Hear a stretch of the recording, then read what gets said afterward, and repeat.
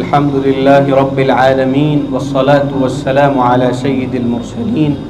محمد وآله وصحبه أجمعين. أعوذ بالله من الشيطان الرجيم. بسم الله الرحمن الرحيم. لقد من الله على المؤمنين إذ بعث فيهم رسولا من أنفسهم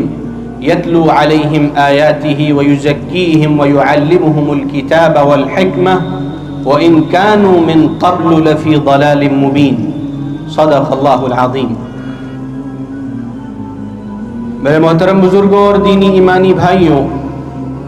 آج کا جو یہ پروگرام ہے، یہ جلسہ ہے، یہ آقا نامدار حضرت محمد مصطفیٰ صلی اللہ علیہ وسلم کے ذکر اور آپ کی سیرت کو بیان کرنے سے متعلق ہے. آقا نامدار حضرت محمد مصطفیٰ صلی اللہ علیہ وسلم کے بارے میں اللہ تعالیٰ نے فرمایا کہ ہم نے اہل ایمان پر، اس دھرتی پر، اس دنیا پر، اس میں بسنے والے انسانوں پر احسان فرمایا کہ ان کے درمیان ایسا نبی بھیجا جو انہیں ہماری آیتیں، ہماری تعلیمات پڑھ کر سناتا ہے، بتاتا ہے، بیان کرتا ہے اور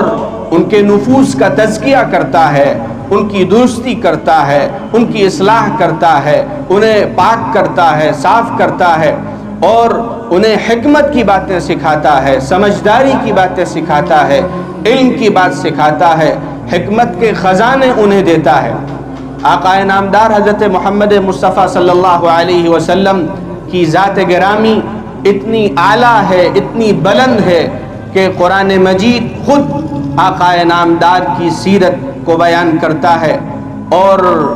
وقت بہت مختصر ہے، اسی لیے مختصراً میں چند آیتیں جو آقا نامدار حضرت محمد مصطفیٰ صلی اللہ علیہ وسلم کی سیرت سے یا آپ کی ذات سے یا آپ کی نسبت کے حوالے سے قرآن مجید میں نازل ہوئی ہیں، ان کو ذکر کرتا ہوں. اللہ تعالیٰ نے سورۃ الضحیٰ میں آقا نامدار کی تفسیر بیان فرمائی. اعوذ باللہ من الشیطان الرجیم. بسم اللہ الرحمن الرحیم. والضحى واللیل اذا سجى ما ودعك ربك وما قلى وللآخرة خیر لك من الاولى ولسوف يعطيك ربك فترضى. اللہ تعالی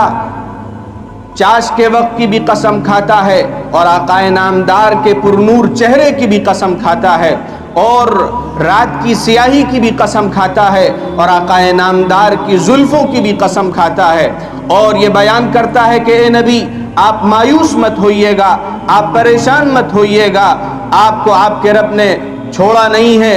آپ کو بے یار و مددگار نہیں چھوڑا ہے. اور آپ کے ساتھ جو آج یہ رویہ اپنایا جا رہا ہے، مکے میں جو ظلم ہے، جو ستم ہے، جو آپ کو تکلیف دی جا رہی ہے، جو ایذا پہنچائی جا رہی ہے، اس کا جو انجام ہے وہ یہ ہے کہ آپ مکے میں فاتحانہ داخل ہوں گے اور جو آپ پر ظلم کر رہے ہیں، آپ پر زیادتی کر رہے ہیں، آپ کے قتل کی کوششیں کر رہے ہیں، وہی آپ کے آگے سرنگوں ہوں گے. اور وہ دن یہ کائنات دیکھے گی کہ جب آپ ان کو پروانہ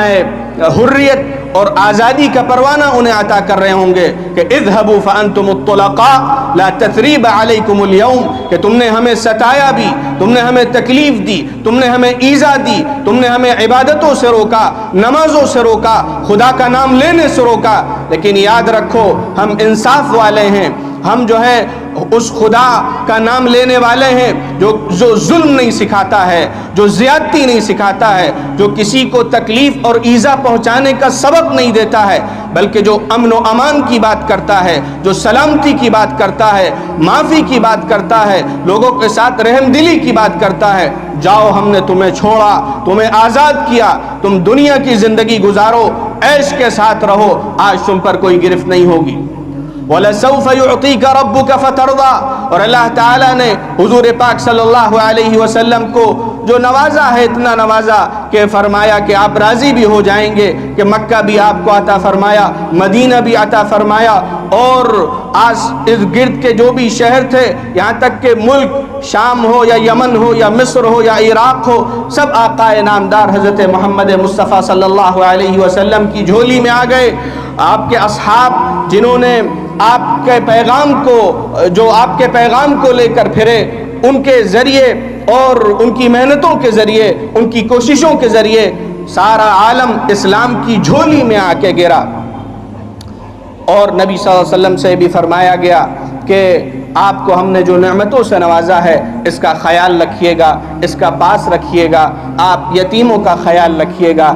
کسی سوال کرنے والے کو جھڑکیے گا مت، اور اللہ نے جو آپ پر انعامات فرمائے ہیں ان کا تذکرہ کیجئے گا۔ اسی طرح سورۃ المزمل میں نبی پاک صلی اللہ علیہ وسلم سے فرمایا یا ایھا المزمل قم اللیل الا قلیلا، اے کملی والے اٹھئے اور اپنے پروردگار کی حمد و ثنا کیجئے، اور فرمایا یا ایھا المدثر قم فانذر وربک فکبر، اے چادر والے، اے کملی والے اٹھئے، پیغام دیجئے، لوگوں کو خطرناک انجام سے آگاہ کیجئے، اور اپنے رب کی بڑائی بیان کیجئے، اس کی کبریائی بیان کیجئے۔ اسی طرح مختلف مقامات پر اللہ کے رسول صلی اللہ علیہ وسلم کے بارے میں بتایا گیا الذين يتبعون الرسول النبي الأمي الذي يجدونه مكتوبا عندهم في التوراة والإنجيل يأمرهم بالمعروف وينهاهم عن المنكر ويحل لهم الطيبات ويحرم عليهم الخبائث ويضع عنهم إصرهم والأغلال التي كانت عليهم۔ جو انسانیت ظلم سے کراہ رہی تھی، جس پر زیادتی کی جا رہی تھی، ہر بڑا شخص، ہر مالدار، ہر چودھری ظلم کر رہا تھا، انسانیت درد سے کراہ رہی تھی، آقا نامدار حضرت محمد مصطفیٰ صلی اللہ علیہ وسلم جب اس دھرتی پر تشریف لائے ہیں، اس دنیا میں ان کی آمد ہوئی ہے، تو جن پر ظلم کیا جا رہا تھا، جن کو ستایا جا رہا تھا، اور جو انسانیت بوجھل تھی، اس کو آپ صلی اللہ علیہ وسلم نے اس کے کاندھوں سے بوجھ کو اتارا، اسے سبک خرامی نصیب فرمائی، اور جن کے گردنوں میں غلامی کے پٹے پڑے تھے اور جو طوق و سلاسل سے گراں بار تھے، آپ صلی اللہ علیہ وسلم نے انہیں آزادی عطا فرمائی، انہیں حریت فکر بھی عطا فرمائی، اور مساوات کا درس دیا۔ جو انسان بھی درد سے کراہ رہا تھا، تڑپ رہا تھا، بلک رہا تھا، آپ صلی اللہ علیہ وسلم نے اسے اس کا مقام عطا فرمایا، اور یہ بیان فرما دیا کہ کسی کو کسی پر کوئی فضیلت حاصل نہیں ہے، نہ مال کی بنا پر فضیلت حاصل ہے، نہ دولت کی بنا پر کسی کو فضیلت حاصل ہے، نہ رنگ و نسل کی بنا پر فضیلت حاصل ہے، نہ نسب پر کوئی افتخار کر سکتا ہے۔ ہر شخص اللہ کا بندہ ہے، اللہ کے آگے اس کو اپنا سر جھکانا ہے، اسی کی بات کو تسلیم کرنا ہے۔ سب غلام اللہ کے ہیں اور اس کے رسول کے ہیں، اور جو بھی ان کی غلامی میں آئے گا وہی کامیاب ہوگا، وہی فلاح پائے گا۔ اسی طرح اللہ کے رسول صلی اللہ علیہ وسلم کے بارے میں قرآن مجید میں دوسرے مقام پر اللہ تعالیٰ نے نبی سے کہا کہیے آپ قُلْ يَا أَيُّهَا النَّاسِ إِنِّي رَسُولُ اللَّهِ إِلَيْكُمْ جَمِيعًا الَّذِي لَهُ مُلْكُ السَّمَاوَاتِ وَالْأَرْضِ۔ اے نبی آپ کہہ دیجئے کہ میں ساری انسانیت کی طرف خدا کی طرف سے رسول بنا کر بھیجا گیا ہوں، اور وہ خدا کون ہے جس کی بادشاہت آسمانوں میں بھی ہے، زمین میں بھی ہے، پوری کائنات اس کے نظام کے تحت رواں دواں ہے۔ اس خدا کا میں فرستادہ ہوں، اس خدا کا میں پیغمبر ہوں، اس نے مجھے بھیجا ہے، اور میں ساری انسانیت کے لیے پیغام لے کر آیا ہوں، امن کا، آشتی کا، سلامتی کا اور آزادی کا۔ اس لیے میری بات کو مانو۔ قل ان کنتم تحبون اللہ فاتبعونی یحببکم اللہ ویغفر لکم ذنوبکم۔ اگر تمہیں اللہ سے محبت کا دعویٰ ہے، اگر تم یہ کہتے ہو کہ ہم اللہ والے ہیں، تو میری اتباع کرو، میری پیروی کرو، میرے پیچھے چلو، تو اللہ تعالیٰ تمہیں بلندی بھی عطا فرمائے گا، سرفرازیاں بھی نصیب فرمائے گا۔ اسی طرح بہت سی آیتیں ہیں قرآن مجید کی، بلکہ یوں کہا جائے کہ قرآن مجید آقا نامدار حضرت محمد مصطفیٰ صلی اللہ علیہ وسلم کی سیرت کی تفسیر ہے، اس کی وضاحت ہے، اس کا بیان ہے۔ آپ سورہ یوسف کو ہی امتثالاً لے لیجئے کہ جب نبی صلی اللہ علیہ وسلم پر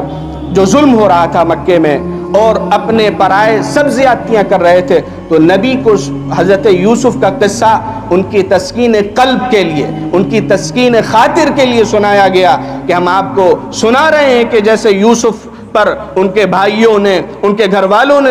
ظلم کیا، ان کے ساتھ زیادتی کی، ایسا ہی آپ کے ساتھ آج آپ کے چچا، آپ کے چچا زاد بھائی، آپ کے گھر بار والے، آپ کے رشتہ دار، آپ کا خاندان آپ پر ظلم کر رہا ہے، آپ کو ستا رہا ہے اور آپ کو آپ کے گھر سے، آپ کے وطن سے نکال رہا ہے۔ بہرحال پورا قرآن نبی صلی اللہ علیہ وسلم کی سیرت سے معمور ہے، بہت سی آیتیں ہیں جن کو ذکر بھی کیا جا سکتا ہے اور ان پر کچھ نہ کچھ عرض بھی کیا جا سکتا ہے، لیکن وقت بہت مختصر ہے، اسی لیے اپنی بات کو ختم کرتا ہوں اور بس اتنا عرض کرتا ہوں کہ نبی پاک صلی اللہ علیہ وسلم کی سیرت کے ساتھ ساتھ، اس سے واقفیت کے ساتھ ساتھ نبی کی سنتوں کا بھی اہتمام کرنے کی کوشش کریں کہ نبی کی جو سنتیں ہیں ان کو ہم اپنی زندگی میں اپنائیں، تبھی ہم حقیقی معنی میں نبی کی محبت کے دعوے دار ہو سکتے ہیں۔ نبی کی محبت کا بھرم اور اس کا دعویٰ کرنے والے حقیقی معنی میں تبھی ہوں گے جب حضور کی اتباع کریں گے، ان کے راستے پر چلیں گے، جیسے صحابہ کرام رضوان اللہ علیہم اجمعین چلے، حضرت ابو بکر صدیق رضی اللہ تعالی عنہ، حضرت عمر فاروق رضی اللہ تعالی عنہ، حضرت عثمان غنی، حضرت علی مرتضیٰ رضی اللہ تعالی عنہ، یہ حضور کے عاشق زار، حضور کے متبع، اور حضور نے